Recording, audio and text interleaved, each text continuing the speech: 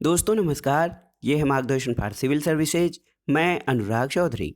दोस्तों आज की वीडियो में प्रस्तुत है आधुनिक भारत के इतिहास से संबंधित महत्वपूर्ण प्रश्नों का भाग 6, जिसमें हम भारत में संवैधानिक विकास और विभिन्न गवर्नर जनरल के संबंध में महत्वपूर्ण प्रश्नों को सॉल्व करेंगे।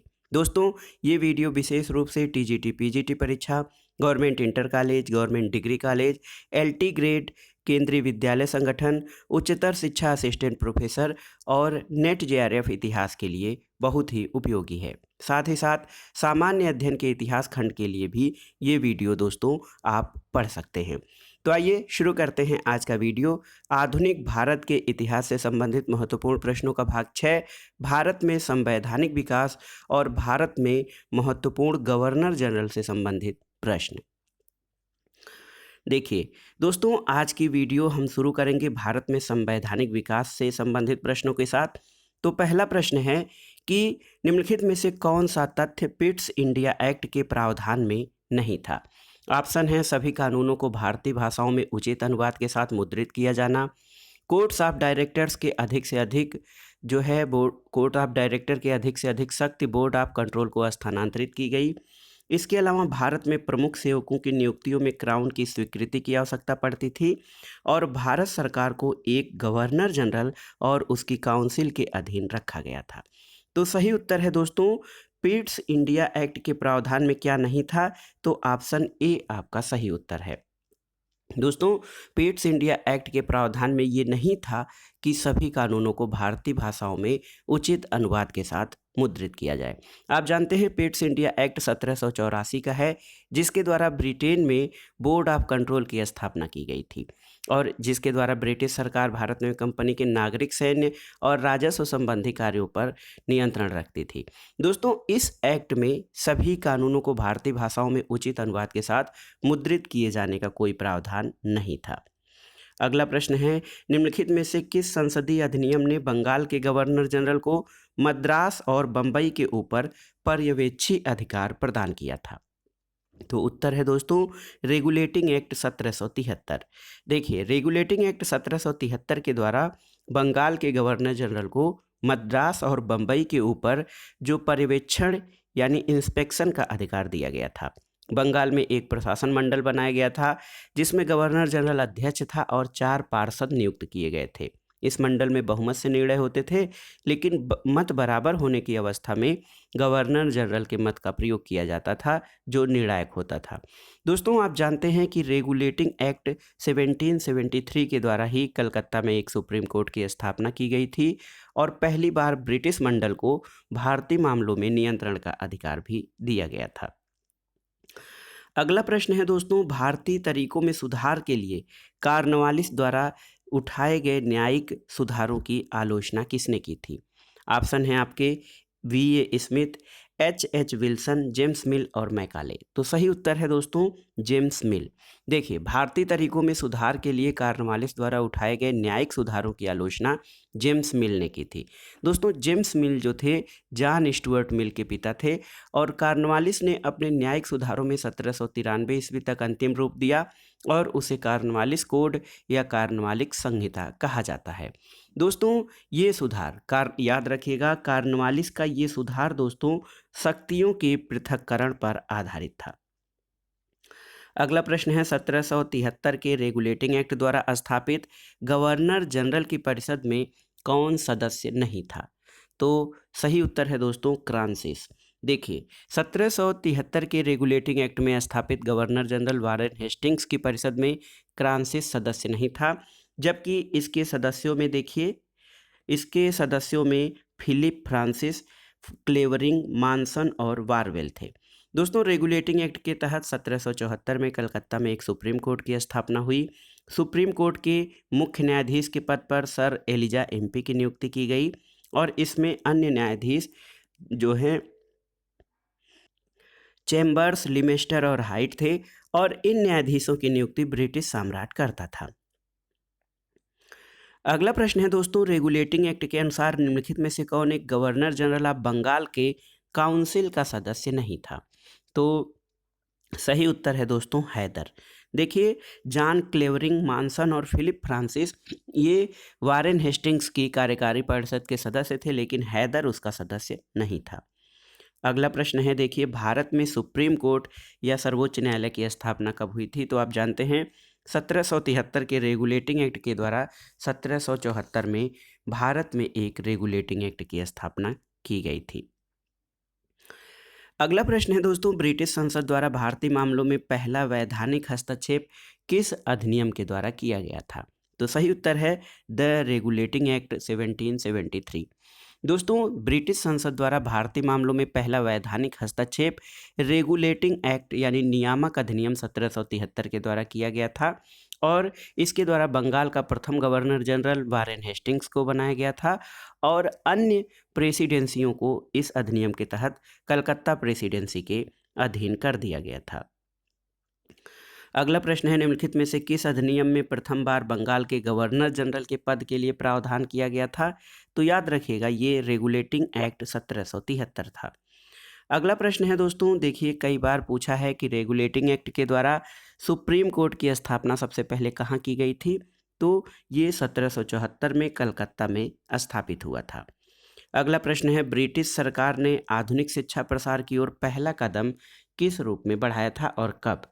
तो सही उत्तर है दोस्तों, ब्रिटिश सरकार ने आधुनिक शिक्षा के प्रसार के लिए पहला कदम 1813 में बढ़ाया था और 1813 के चार्टर एक्ट के द्वारा कंपनी का भारतीय व्यापार पर एकाधिकार समाप्त किया। यद्यपि उसका चीन के साथ व्यापार और चाय के व्यापार पर एकाधिकार था।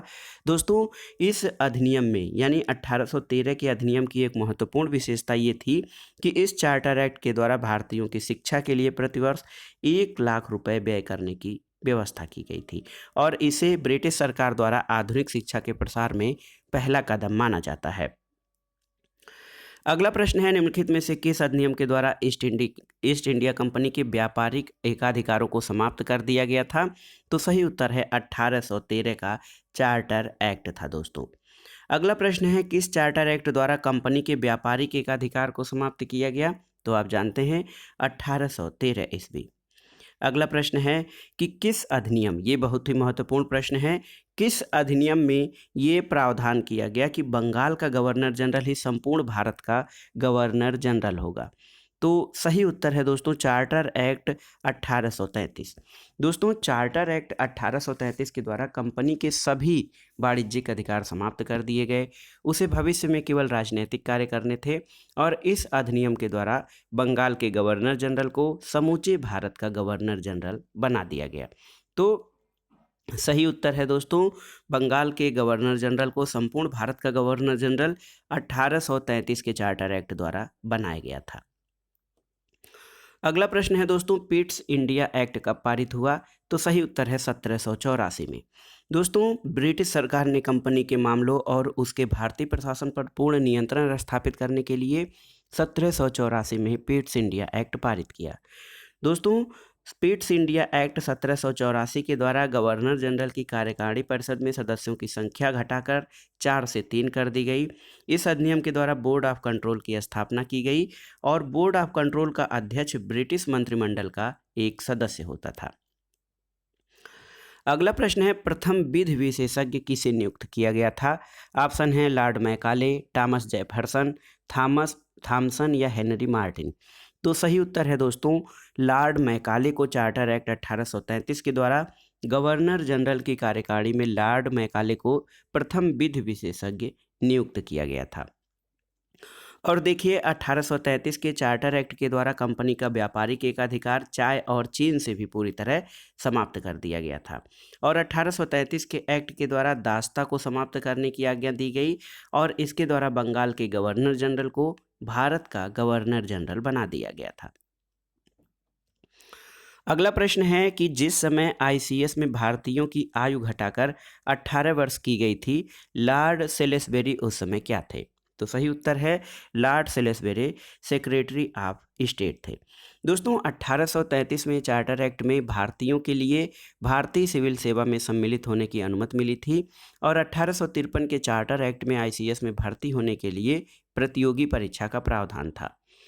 देखिए 1860 में दोस्तों ये जो न्यूनतम आयु सीमा है, अधिकतम आयु सीमा, ये 23 वर्ष से घटाकर 22 कर दी गई और 1866 में 22 से 21 कर दी गई और 1876 में 21 वर्ष से घटाकर 19 वर्ष की गई। आयु सीमा 19 वर्ष से घटाकर 18 वर्ष किसी भी समय नहीं की गई। जब आयु सीमा 21 वर्ष से घटाकर 19 की गई थी तो उस समय लॉर्ड सेलिसबरी भारत के सेक्रेटरी ऑफ स्टेट थे।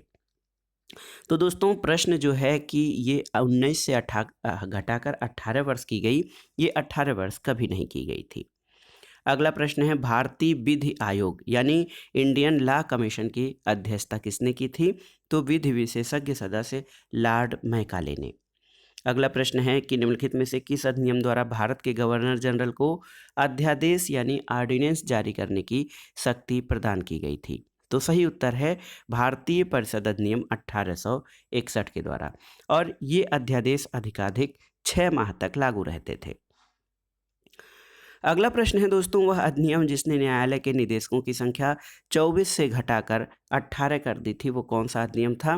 तो ये था 1853 का चार्टर एक्ट। 1853 के चार्टर एक्ट के द्वारा दोस्तों नियंत्रण बोर्ड और उसके अन्य पदाधिकारियों का वेतन सरकार के द्वारा निश्चित कर दिया गया और डायरेक्टरों की संख्या घटाकर 24 से 18 कर दी गई थी। अगला प्रश्न है किस वायसराय ने जोर देते हुए कहा कि ढाला लौह नौकरशाही हमेशा नहीं चल सकती है?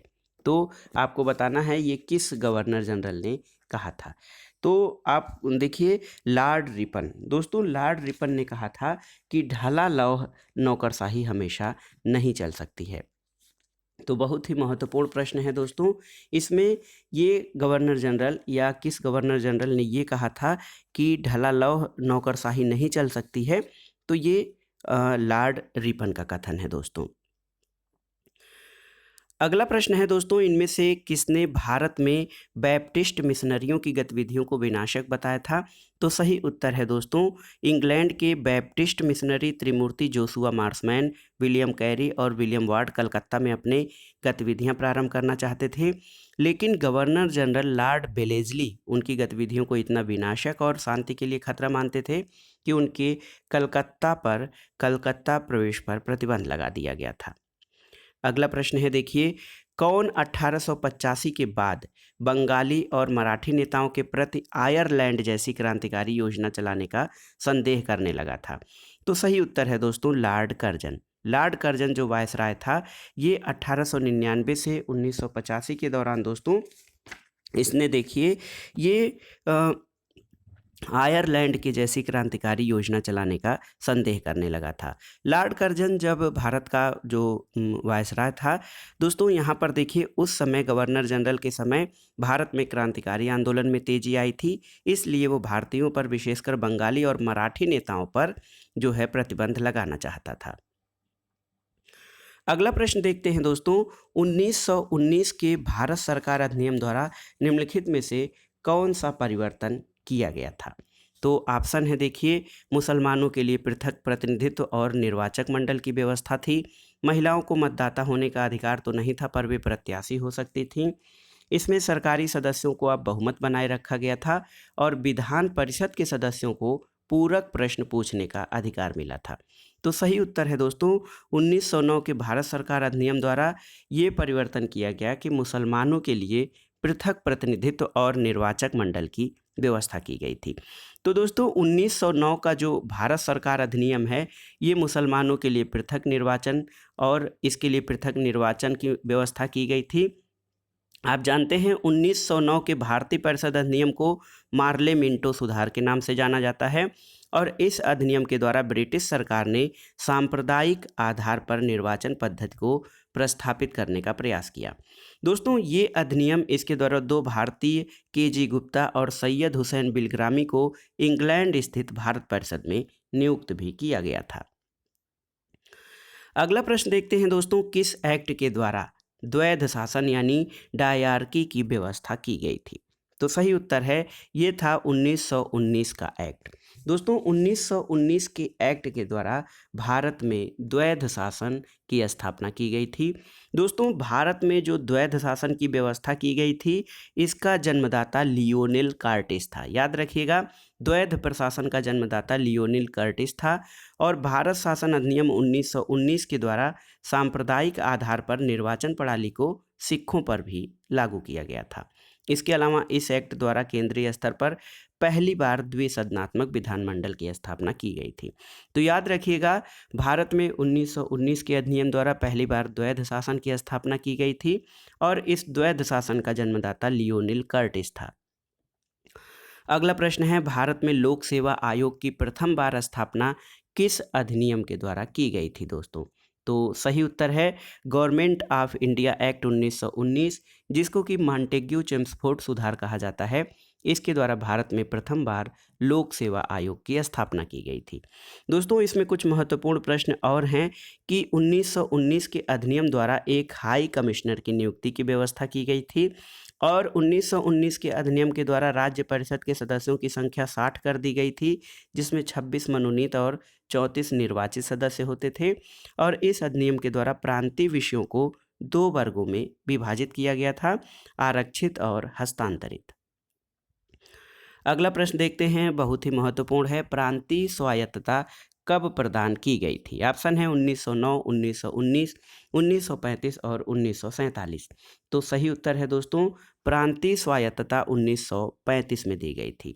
1935 के भारत शासन अधिनियम द्वारा प्रांतीय स्वायत्तता प्रदान की गई थी और दोस्तों 1935 के द्वारा, या जो 1935 का हमारा इंडिया गवर्नमेंट एक्ट था, उसके द्वारा अखिल भारतीय संघ की स्थापना की व्यवस्था की गई थी और इसके द्वारा दिल्ली में एक केंद्रीय न्यायालय की स्थापना का उपबंध था और 1935 के अधिनियम द्वारा ही बर्मा को भारत से अलग किया गया था।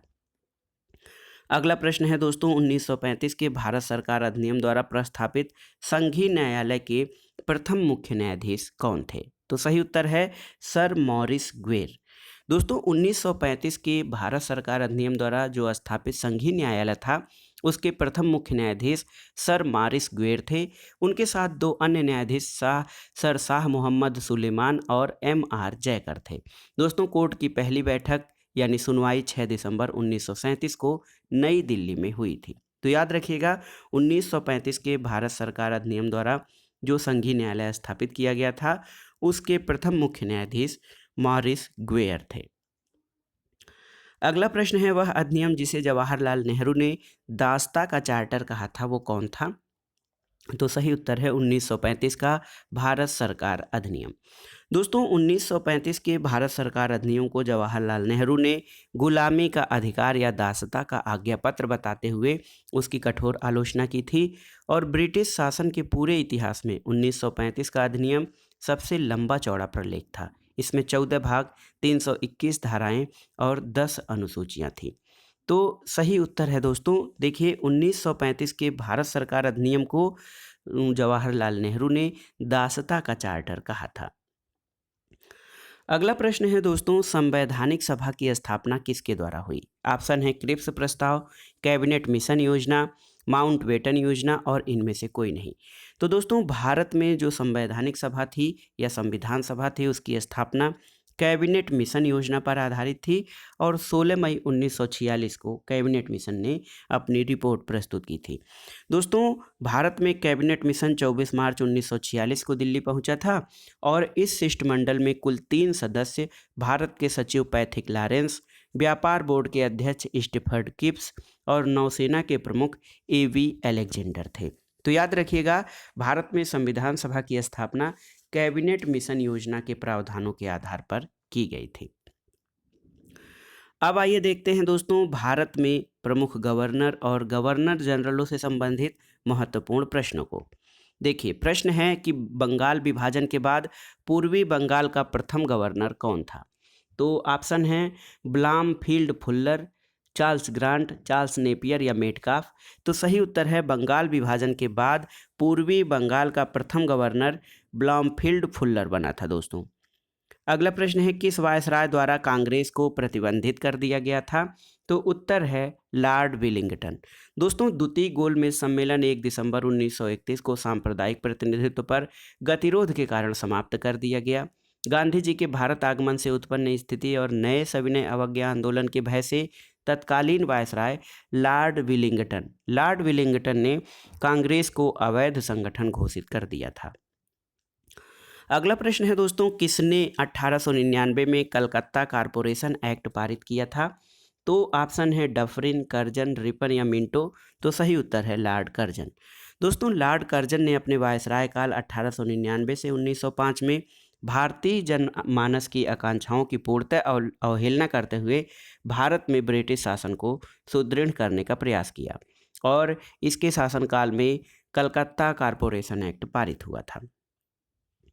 अगला प्रश्न है कि निम्नलिखित में से कौन सा प्रशासनिक उपाय लॉर्ड विलियम बेंटिक से संबंधित नहीं है? देखिए, सती प्रथा के उन्मूलन के संबंध में बंगाल संहिता के विनियमन जो है ये 27 की स्वीकृति, अस्थायी बंदोबस्त की समीक्षा, इसके अलावा थॉमस बेबिंगटन मैकाले के भारतीय शिक्षा पर कार्यों का समर्थन, ठगी का दमन। तो सही उत्तर है दोस्तों लॉर्ड विलियम बेंटिक के कार्यों में संबंधित नहीं है अस्थायी बंदोबस्त की समीक्षा। इसके अलावा बेंटिक ने कई लोकोपकारी कार्य किए, जिनमें से कुछ कार्य जैसे सती प्रथा का अंत, ठगी प्रथा का अंत, अंग्रेजी को शिक्षा का माध्यम बनाना, सरकारी सेवाओं में भेदभाव का अंत, ये सारी व्यवस्थाएं विलियम बेंटिक से जो है संबंधित हैं। लेकिन अस्थाई बंदोबस्त व्यवस्था ये कॉर्नवालिस के समय में दोस्तों 1793 में लागू हुई थी और ये विलियम बेंटिक से संबंधित नहीं है। अगला प्रश्न है, निम्न में से सही सुमेलित क्या है?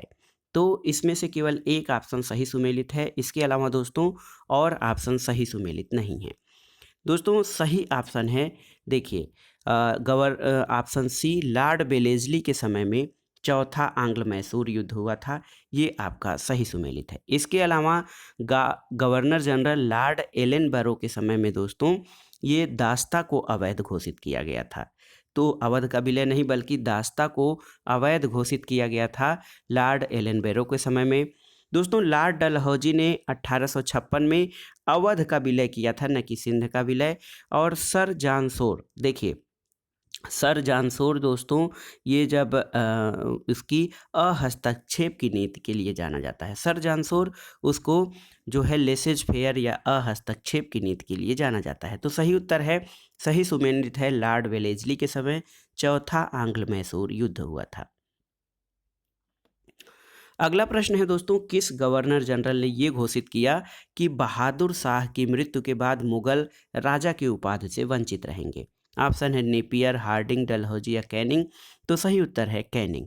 दोस्तों, 1856 में लॉर्ड कैनिंग ने ये घोषणा की कि बहादुर शाह की मृत्यु के बाद मुगलों से सम्राट की पदवी छीन ली जाएगी और वे सिर्फ राजा ही कहे जाएंगे। दोस्तों, 1849 में लॉर्ड डलहौजी ने ये घोषणा की थी कि बहादुर शाह के उत्तराधिकारी को ऐतिहासिक लाल किला छोड़कर दिल्ली के बाहर कुतुब मीनार के एक बहुत छोटे निवास स्थान में रहना होगा। अगला प्रश्न है दोस्तों, किसे लॉर्ड कर्जन ने 1901 में पुरातत्व विभाग का डायरेक्टर जनरल नियुक्त किया था? आपको बताना है। तो सही उत्तर है सर जॉन मार्शल। दोस्तों, सर जॉन मार्शल को लॉर्ड कर्जन ने 1901 में जो है ये पुरातत्व विभाग का डायरेक्टर नियुक्त किया था। तो याद रखिएगा दोस्तों, सर जॉन मार्शल को पुरातत्व विभाग का डायरेक्टर जनरल और सर अलेक्जेंडर कनिंघम को भारतीय पुरातत्व सर्वेक्षण विभाग का जनक माना जाता है दोस्तों। तो याद रखिएगा, भारतीय पुरातत्व विभाग का जनक दोस्तों माना जाता है अलेक्जेंडर कनिंघम को, और RD. Banerjee sir John Marshall के सहयोगी थे और आर.डी. बनर्जी इन्होंने मोहनजोदड़ो की खोज की थी। अगला प्रश्न है दोस्तों, किस वायसराय ने जोर देते हुए कहा कि ढला लौह नौकरशाही हमेशा नहीं चल सकती है? तो ये लॉर्ड रिपन था। और इसके अलावा दोस्तों किसने भारत में बैप्टिस्ट मिशनरियों को गतिविधियों को विनाशक बताया था? ये वायसराय था दोस्तों लॉर्ड वेलेस्ली। लॉर्ड वेलेस्ली जो था ये मिशनरी के जो प्रमुख व्यक्ति थे मार्समैन, विलियम कैरी और विलियम वार्ड की कलकत्ता में अपनी गतिविधियों को प्रारंभ करना चाहते थे, लेकिन वेलेस्ली उनकी गतिविधियों को शांति के लिए खतरा मानते थे और उनके कलकत्ता प्रवेश पर प्रतिबंध लगा दिया था। अगला प्रश्न है कि कौन 1885 के बाद बंगाली और मराठी नेताओं के प्रति आयरलैंड जैसी क्रांतिकारी योजना चलाने का संदेह करने लगा? तो ये लॉर्ड कर्जन था। दोस्तों, लॉर्ड कर्जन का जो शासनकाल था वो भारत में राष्ट्रवाद के उदय का काल था और वह भारतीयों पर, विशेषकर बंगाली और मराठी नेताओं के प्रति आयरलैंड जैसी क्रांतिकारी योजना चलाने का संदेह करने लगा था। अगला प्रश्न है कि भारत में किसे भारतीय कृषि विभाग के जनक के रूप में देखा जाता है? तो सही उत्तर है एल्टन मेयो, लॉर्ड मेयो। दोस्तों, लॉर्ड मेयो का कार्यकाल 1869 से 1872 तक था और 1872 में मेयो ने कृषि विभाग की स्थापना की, जिसके कारण मेयो को जो है कृषि विभाग का जनक कहा जाता है। अगला प्रश्न है हेस्टिंग्स के प्राप्त करने के पूर्व कंपनी का कोषागार कहाँ था? तो ऑप्शन है कलकत्ता, बर्दवान, मुर्शिदाबाद या हुगली। तो सही उत्तर है हेस्टिंग्स द्वारा प्राप्त करने के पहले कंपनी का कोषागार मुर्शिदाबाद में स्थित था। अगला प्रश्न है इल्बर्ट बिल विवाद किसके शासनकाल के दौरान हुआ था? देखिए, ये बहुत ही महत्वपूर्ण प्रश्न है। तो उत्तर है इल्बर्ट बिल विवाद लॉर्ड रिपन के शासनकाल में हुआ था। दोस्तों, सर पीसी इल्बर्ट जो वायसराय की परिषद के विधि सदस्य थे, 2 फरवरी 1883 को विधान परिषद में इल्बर्ट बिल प्रस्तुत किए। इस विधेयक का उद्देश्य था कि जाति भेद पर आधारित सभी न्यायिक अयोग्यताएं तुरंत समाप्त की जाएं और भारतीय और यूरोपियों की शक्तियां समान कर दी जाएं। इस बिल का यूरोपीय लोगों ने विरोध किया और इसे अपने विशेषाधिकारों पर कुठाराघात बताया था। तो याद रखिए, इल्बर्ट बिल विवाद लॉर्ड रिपन के शासनकाल में हुआ था। अगला प्रश्न है कौन गवर्नर जनरल था जब 1857 का विद्रोह हुआ? तो दोस्तों, उस समय लॉर्ड कैनिंग गवर्नर जनरल था और 1857 की क्रांति का प्रारंभ 10 मई को मेरठ से हुआ था और यहाँ की 3री कैवेलरी रेजिमेंट के सैनिकों ने चर्बी युक्त कारतूस यानी गाय और सूअर की चर्बी युक्त कारतूसों को छूने से इनकार कर दिया था। अगला प्रश्न एक है दोस्तों, बहुत ही महत्वपूर्ण प्रश्न है। देखिए किसे भारत में दोस्तों किसको ओवेन मेरिडिथ के नाम से जाना जाता है? ऑप्शन देखिए Lord Lytton, Lord Mayo, Lord Curzon या लॉर्ड कॉर्नवालिस। तो सही उत्तर है लॉर्ड लिटन को। दोस्तों, लॉर्ड लिटन को ओवेन मेरिडिथ के नाम से जाना जाता है क्योंकि वह एक विख्यात कवि, उपन्यासकार और निबंध लेखक था। दोस्तों, लॉर्ड लिटन 1876 से 1880 तक भारत का वायसराय रहा। Vernacular press act 1878 Lord Lytton ने भारतीय भाषा के समाचार पत्रों को प्रतिबंधित कर दिया था और भारतीय शस्त्र अधिनियम 1878 द्वारा किसी भारतीय के लिए बिना लाइसेंस शस्त्र रखना, उसका व्यापार करना दंडनीय अपराध था। और लॉर्ड लिटन के कार्यकाल में महारानी विक्टोरिया को 1876 में कैसर ए हिंद की उपाधि दी गई और इसी के शासनकाल में 1 जनवरी 1877 को प्रथम दिल्ली दरबार का आयोजन किया गया था। अगला प्रश्न है दोस्तों, भारत में सहायक संधि पर हस्ताक्षर सर्वप्रथम किसने किए थे? तो सही उत्तर है अवध के नवाब। दोस्तों, वेलेजली ने सहायक संधि का आविष्कार नहीं किया, जबकि इस प्रणाली का अस्तित्व तो पहले से था। दोस्तों, डुप्ले प्रथम यूरोपीय था जिसने अपनी सेना किराए पर भारतीय राजाओं को दी थी। क्लाइव के काल से ये प्रणाली लगभग सभी गवर्नर जनरलों ने अपनाई और वेलेजली की विशेषता केवल ये थी कि उसने इसका विकास कर अपने संपर्क में आने वाले सभी देसी राजाओं के संबंध में इसका प्रयोग किया और प्रथम सहायक संधि 1765 में अवध से की गई, जब कंपनी ने निश्चित धन के बदले उसकी सीमाओं की रक्षा करने का वचन दिया था। लेकिन दोस्तों, यदि प्रश्न में वेलेजली की सहायक संधि को स्वीकार करने वाले प्रथम राज्य के बारे में पूछा जाए तो उसका उत्तर हैदराबाद होगा। तो दोस्तों, वेलेजली की सहायक संधि को स्वीकार करने वाला प्रथम राज्य हैदराबाद था। अगला प्रश्न है निम्नलिखित भारतीय शासकों में से कौन सर्वप्रथम सहायक संधि में शामिल हुआ था? तो सही उत्तर है अवध का नवाब। अगला प्रश्न है सहायक संधि स्वीकार करने वाला प्रथम राज्य था? तो ये बहुत ही महत्वपूर्ण प्रश्न है। दोस्तों, सहायक संधि स्वीकार करने वाला प्रथम राज्य अवध था। कर्नल स्लीमैन ने क्या किया था? दोस्तों, कर्नल स्लीमैन का महत्व क्यों है? तो सही उत्तर है इसने ठगों का दमन किया था। दोस्तों, ठगों में हिंदू और मुसलमान दोनों थे। लॉर्ड विलियम बेंटिक ने कर्नल स्लीमैन को ठगों के विरुद्ध कार्रवाई करने का नियुक्त किया और उसने लगभग 1500 ठगों को जो है बंदी बनाया। अनेक ठगों को फांसी दी गई और शेष को आजीवन निर्वासित कर दिया गया था। अगला प्रश्न है दोस्तों, ठगी को समाप्त करने का श्रेय किसे दिया जाता है? तो कर्नल सुलेमान को। अगला प्रश्न है, ईस्ट इंडिया कंपनी ने पहला गवर्नर जनरल किसे बनाया? तो सही उत्तर है वारेन हेस्टिंग्स को। दोस्तों, रेगुलेटिंग एक्ट 1773 के तहत ब्रिटिश संसद के द्वारा बंगाल में पहली बार कॉलेजिस्ट सरकार की स्थापना हुई और इस सरकार में एक अध्यक्ष और 4 सदस्यों का प्रावधान किया गया था। अध्यक्ष को गवर्नर जनरल का पद नाम दिया गया और वारेन हेस्टिंग्स को 1774 ईस्वी में बंगाल का प्रथम गवर्नर जनरल नियुक्त किया गया था। और दोस्तों, 1833 के चार्टर एक्ट द्वारा भारतीय प्रशासन को पूर्णतः केंद्रीकृत करने का प्रयास किया गया और 1833 के चार्टर एक्ट के द्वारा दोस्तों बंगाल के गवर्नर जनरल को भारत का गवर्नर जनरल बनाया गया और 1833 में लॉर्ड विलियम बेंटिक को भारत का प्रथम गवर्नर जनरल बनाया गया था। अगला प्रश्न देखते हैं दोस्तों, निम्नलिखित में से कौन बंगाल का प्रथम गवर्नर जनरल था? तो आप जानते हैं वारेन हेस्टिंग्स। भारत का प्रथम गवर्नर जनरल कौन था? तो सही उत्तर है दोस्तों विलियम बेंटिक भारत का प्रथम गवर्नर जनरल था 1833 के चार्टर एक्ट के द्वारा। कौन भारत का प्रथम गवर्नर जनरल था, कई बार पूछा है, तो ये विलियम बेंटिक था। और आधुनिक भारतीय न्याय व्यवस्था का जन्मदाता किसे माना जाता है? तो दोस्तों, आधुनिक भारतीय न्याय व्यवस्था का जन्मदाता कॉर्नवालिस को माना जाता है। भारत में न्यायिक संगठन की स्थापना लॉर्ड कॉर्नवालिस ने की थी और उसने न्यायिक सुधारों के अंतर्गत जिले की समस्त शक्ति कलेक्टर के हाथों में केंद्रित किया था। इसके अलावा दोस्तों, कॉर्नवालिस ने अपने न्यायिक सुधारों को 1793 में अंतिम रूप देकर उन्हें कॉर्नवालिस संहिता के रूप में प्रस्तुत किया और ये सुधार शक्तियों के पृथक्करण पर आधारित है। अगला प्रश्न है दोस्तों, लॉर्ड कॉर्नवालिस का मकबरा कहाँ स्थित है?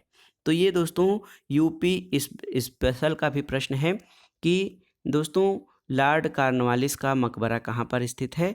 तो सही उत्तर है गाजीपुर। यूपी स्पेशल से संबंधित भी प्रश्न है, कई बार परीक्षाओं में पूछा है, तो सही उत्तर है दोस्तों गाजीपुर, उत्तर प्रदेश में। लॉर्ड कॉर्नवालिस जो है दोस्तों 1786, ये 30 जुलाई 1805 से जो है ये 5 अक्टूबर 1805। देखिए, बहुत ही महत्वपूर्ण, 2 बार कॉर्नवालिस रहा, 1786 से 1793 और 30 जुलाई 1805 से 5 अक्टूबर 1805 ये बंगाल का गवर्नर जनरल रहा। इसने भारत में इस्तमरारी या अस्थाई बंदोबस्त, न्यायिक संहिता और भारतीय लोक सेवा की स्थापना हुई। दोस्तों 5 अक्टूबर 1805 को गाजीपुर में इसकी मृत्यु हुई और यहीं पर इसकी कब्र स्थित है। अगला प्रश्न है, भारत में सिविल सर्विसेज का जन्मदाता किसे कहा जाता है? लॉर्ड कॉर्नवालिस को। अगला प्रश्न है, कंपनी के अधिकारियों की भ्रष्टता और घूसखोरी के कारण निजी व्यापार और उपहार लेना बंद कर दिया। उन्हें एक विशेष अनुबंध पर हस्ताक्षर करने को किसने बाध्य किया था? तो सही उत्तर है लॉर्ड कॉर्नवालिस ने। दोस्तों, कंपनी के अधिकारियों की भ्रष्टता और घूसखोरी के कारण निजी व्यापार और उपहार लेने पर रोक लॉर्ड क्लाइव ने 1765 में लगाई थी और उसने ईस्ट इंडिया कंपनी के कर्मचारियों से एक विशेष अनुबंध पर हस्ताक्षर करवाए थे। तो यहाँ पर देखिए दोस्तों, उत्तर प्रदेश माध्यमिक शिक्षा सेवा चयन बोर्ड द्वारा इसमें इसका उत्तर डी माना था, लेकिन इसका उत्तर सी माना है, जो सही नहीं है। तो सही उत्तर है डी। दोस्तों कॉर्नवालिस ने, दोस्तों देखिए, कॉर्नवालिस ने, जैसे पहले तो क्लाइव ने, लॉर्ड क्लाइव ने रोक लगाया था, लेकिन बाद में कॉर्नवालिस ने जो है निजी व्यापार और उपहार लेने को बंद किया था। अगला प्रश्न है दोस्तों, यंग हस्बैंड मिशन क्यों भेजा गया था? चीन पर अधिकार करने के लिए, नेपाल पर प्रभुत्व जमाने के लिए, इसके अलावा तिब्बत में रूस का षड्यंत्र विफल करने के लिए और ईरान में फ्रांसीसी साम्राज्यवाद रोकने के लिए। तो दोस्तों वायसराय लॉर्ड कर्जन ने 1904 में तिब्बत पर रूसी प्रभाव खत्म करने के लिए, या देखिए तिब्बत पर रूस का षड्यंत्र विफल करने के लिए फ्रांसिस यंग हस्बैंड के नेतृत्व में एक सैनिक अभियान तिब्बत की राजधानी लहासा भेजा था और इस अभियान में 700 तिब्बती मारे गए थे। दोस्तों यंग हस्बैंड ने तिब्बत को अपनी शर्तों पर संधि करने के लिए बाध्य किया। तिब्बत को 1 लाख वार्षिक कर की दर से 75 लाख रुपए शुद्ध क्षति के रूप में देने थे। जमानत के रूप में अंग्रेजों ने चुंबी घाटी 75 वर्ष के लिए अपने अधिकार में ले लिया और व्यापार के उद्देश्य से यातुंग, ज्ञानसे और गर्टाक में व्यापारिक हाट खोले गए। और इसके अलावा तिब्बत, इंग्लैंड के अतिरिक्त किसी अन्य विदेशी शक्ति को रेलवे, सड़क और तार इत्यादि स्थापित करने में रियायतें नहीं देगा। अगला प्रश्न है, किस वायसराय को भारतीय राष्ट्रवाद का उत्प्रेरक कहा जाता है? तो दोस्तों ये लॉर्ड कर्जन के बारे में सर्वाधिक सही है। दोस्तों लॉर्ड कर्जन के विरोधी कार्यों में सर्वाधिक महत्वपूर्ण 1905 में बंगाल का विभाजन था और उसने राष्ट्रीय आंदोलन को दबाने और कमज़ोर करने के उद्देश्य से बंगाल को 2 भागों में बांटा था। और लॉर्ड कर्जन का ये विभाजन फूट डालो और राज करो की नीति पर आधारित था। आप जानते हैं बंगाल विभाजन जो है 16 अक्टूबर 1905 को अंतिम रूप से संपन्न हुआ, लेकिन इस विभाजन के विरोध में सर्वप्रथम राष्ट्रवाद की झलक दिखाई दी, जिसका प्रतिफल 1911 में इस विभाजन को समाप्त करने की घोषणा करनी पड़ी। दोस्तों बंगाल का विभाजन, इससे उत्पन्न राष्ट्रवाद के उत्कंठा ने देशवासियों में स्वतंत्रता की प्राप्ति की ओर अग्रसर किया। और दोस्तों कर्जन के द्वारा राष्ट्र विरोधी कार्यों को किए जाने के कारण इसको राष्ट्रवाद का उत्प्रेरक कहा जाता है। अगला प्रश्न है, निम्नलिखित में से कौन चतुराईपूर्ण निष्क्रियता की नीति के साथ जुड़ा हुआ है? आपको बताना है। तो सही उत्तर है चतुराईपूर्ण निष्क्रियता की नीति के साथ जुड़ा है सर जॉन लॉरेंस। तो चतुराईपूर्ण निष्क्रियता या कुशल अकर्मण्यता की नीति दोस्तों ये आंग्ल अखबार संबंध में लॉर्ड एलनबरो के काल से प्रारंभ होकर लॉर्ड नॉर्थब्रुक के काल तक आती है दोस्तों, लेकिन जॉन लॉरेंस को कुशल अकर्मण्यता की नीति का जो है महत्वपूर्ण या उसके साथ जुड़ा हुआ है। अगला प्रश्न देखते हैं दोस्तों। अगला प्रश्न है कि बंगाल में द्वैध शासन का अंत कब हुआ? आपको बताना है। तो सही उत्तर है बंगाल में द्वैध शासन का अंत सन 1772 में हुआ था और वारेन हेस्टिंग्स के कार्यकाल 1772 में कोर्ट ऑफ डायरेक्टर्स ने दोहरी शासन प्रणाली को समाप्त करने का निर्णय लिया था। अगला प्रश्न है, बंगाल में द्वैध शासन की स्थापना किसने की थी? तो आप जानते हैं बंगाल में द्वैध शासन की स्थापना रॉबर्ट क्लाइव द्वारा की गई थी। रॉबर्ट क्लाइव द्वारा स्थापित द्वैध सरकार को किसने समाप्त किया था? आपको बताना है। तो उत्तर है दोस्तों वारेन हेस्टिंग्स ने देखिए क्लाइव द्वारा स्थापित द्वैध सरकार को समाप्त किया था। अगला प्रश्न बहुत ही महत्वपूर्ण है दोस्तों। भारत में शिक्षा या स्त्रियों की शिक्षा की अनुमति किस गवर्नर जनरल ने दी थी? आपको बताना है। तो सही उत्तर है लॉर्ड डलहौजी ने। दोस्तों 1854 ईस्वी में लॉर्ड डलहौजी के शासनकाल में चार्ल्स वुड घोषणा पत्र जारी किया गया और इसमें स्त्रियों की शिक्षा सहित भावी शिक्षा के लिए एक योजना तैयार की गई। और दोस्तों आप ये जानते हैं कि वुड डिस्पैच या वुड घोषणा पत्र जो है इसको कहा जाता है। दोस्तों वुड घोषणा पत्र जो था बहुत ही महत्वपूर्ण था, 1854 में आया था और इसको भारतीय शिक्षा का मैग्ना कार्टा कहा जाता है। इसमें स्त्री शिक्षा को प्रोत्साहन देने की बात की गई और इसमें महत्वपूर्ण प्रावधान ये था कि लंदन यूनिवर्सिटी के आधार पर कलकत्ता, बम्बई और मद्रास में 3 विश्वविद्यालय स्थापित किए गए और उच्च शिक्षा के माध्यम के लिए अंग्रेजी भाषा के साथ साथ देसी भाषाओं को भी प्रोत्साहन देने की बात की गई। तो सही उत्तर है दोस्तों लॉर्ड डलहौजी के शासनकाल में भारत में स्त्रियों की शिक्षा की अनुमति दी गई थी। अगला प्रश्न है, गोद प्रथा निषेध का सिद्धांत किसने लागू किया था? आपको बताना है। तो सही उत्तर है गोद प्रथा निषेध या दत्तक पुत्र निषेध का सिद्धांत दोस्तों सिर्फ हिंदू राज्यों पर लागू किया गया था। लॉर्ड डलहौजी 1848 में भारत का गवर्नर जनरल बनकर आया तो उसने राज्यों के प्रति विशिष्ट नीति या ब्रिटिश नीति को दिशा दी। उसने राज्य हड़प सिद्धांत का प्रारंभ किया और इसके अनुसार हिंदू राजाओं से दत्तक पुत्र लेने का अधिकार छीन लिया गया। दोस्तों राज्य हड़प नीति या डॉक्ट्रिन ऑफ लैप्स के अंतर्गत देखिए सतारा, जैतपुर, संभलपुर, बघाट, उदयपुर, झांसी और नागपुर व्यपगत सिद्धांत के अंतर्गत विलय कर लिए गए थे। अवध राज्य को कुशासन का आरोप लगाकर विलय किया गया और डलहौजी ने तंजौर और कर्नाटक के नवाबों की उपाधियां भी छीन ली थीं। अगला प्रश्न है, लॉर्ड कर्जन के प्राचीन भारतीय स्मारक सुरक्षा कानून कब पारित किया था और इस कानून ने क्या किया?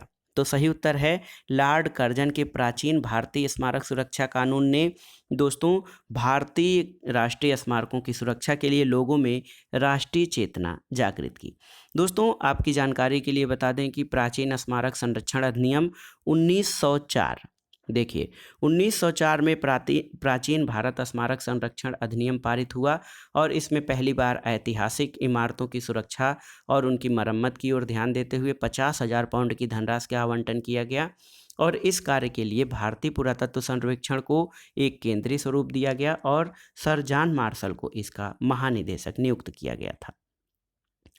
अगला प्रश्न है दोस्तों, किस गवर्नर के शासनकाल में प्राचीन इमारत संरक्षण एक्ट लागू हुआ? तो आप जानते हैं लॉर्ड कर्जन। दोस्तों भारत प्राचीन स्मारक परिरक्षण अधिनियम किस वायसराय के शासनकाल में पारित हुआ था? तो लॉर्ड कर्जन के शासनकाल में वर्ष 1904 में दोस्तों। अगला प्रश्न है, पिंडारियों का सुनहला झंडा किसने प्रदान किया था? ऑप्शन है जसवंत राव होलकर, माधवराव सिंधिया, मल्हार राव होलकर या जुझारू राव होलकर। तो सही उत्तर है पिंडारियों को सुनहला झंडा मल्हार राव होलकर ने प्रदान किया था। पिंडारियों का पहला उल्लेख मुगलों के महाराष्ट्र पर 1679 ईस्वी में आक्रमण के समय आता है और बाजीराव प्रथम के काल से ये अवैतनिक रूप से मराठों की ओर से लड़ते थे और केवल लूट में भाग लेते थे।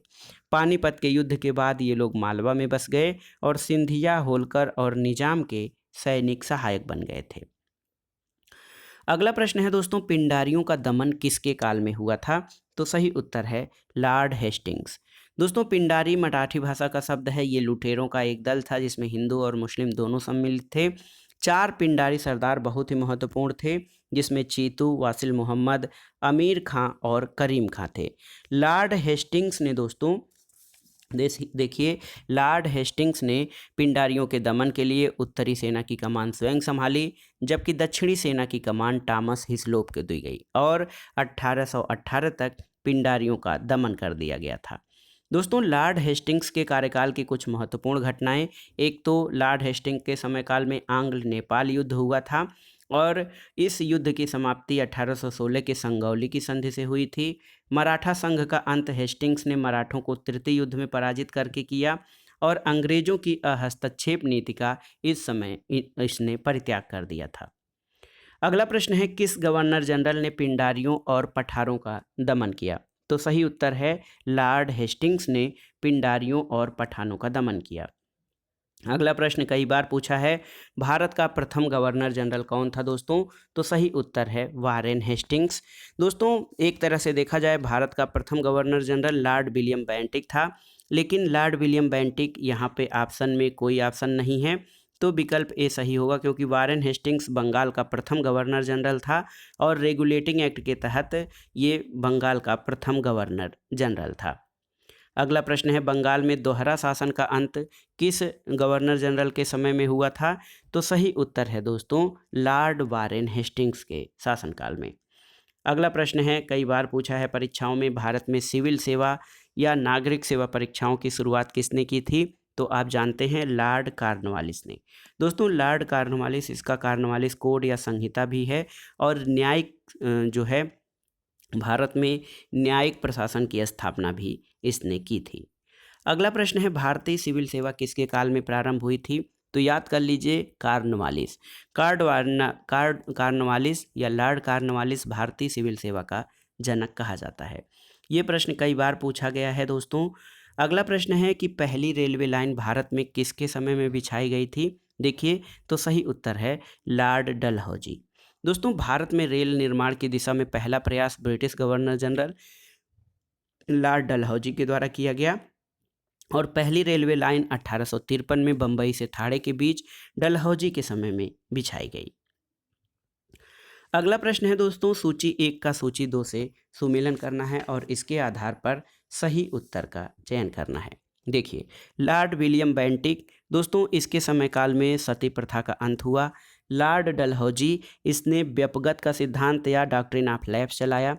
लॉर्ड रिपन, दोस्तों लॉर्ड रिपन को स्थानीय स्वशासन का जनक कहा जाता है और लॉर्ड कर्जन, आप जानते हैं कि इसके समय काल में 1905 में बंगाल का विभाजन हुआ था। इसके अलावा दोस्तों कुछ महत्वपूर्ण प्रश्न देखते हैं, कुछ महत्वपूर्ण तथ्यों को। बंगाल में दोहरा शासन का प्रारंभ क्लाइव ने किया था। पिट्स इंडिया एक्ट के समय जो दोस्तों वारेन हेस्टिंग्स गवर्नर जनरल था। वर्नाकुलर प्रेस एक्ट 1878 में लॉर्ड लिटन के शासनकाल में पारित हुआ था और इल्बर्ट बिल विवाद ये लॉर्ड रिपन के शासनकाल में था। अगला प्रश्न बहुत ही महत्वपूर्ण है दोस्तों, सती प्रथा का अंत किसने किया? तो सही उत्तर है लॉर्ड विलियम बेंटिक। दोस्तों सती प्रथा का अंत लॉर्ड विलियम बेंटिक ने किया था और इसके लिए महत्वपूर्ण है, देखिए सती प्रथा का अंत, देखिए यहाँ पर सती प्रथा का अंत जो था ये 1829 के नियम 17 के द्वारा विधवाओं को जलाना अवैध घोषित कर दिया गया। पहले ये कानून केवल बंगाल प्रेसिडेंसी में लागू किया गया, लेकिन 1830 में बम्बई और मद्रास प्रेसिडेंसी में भी लागू कर दिया गया।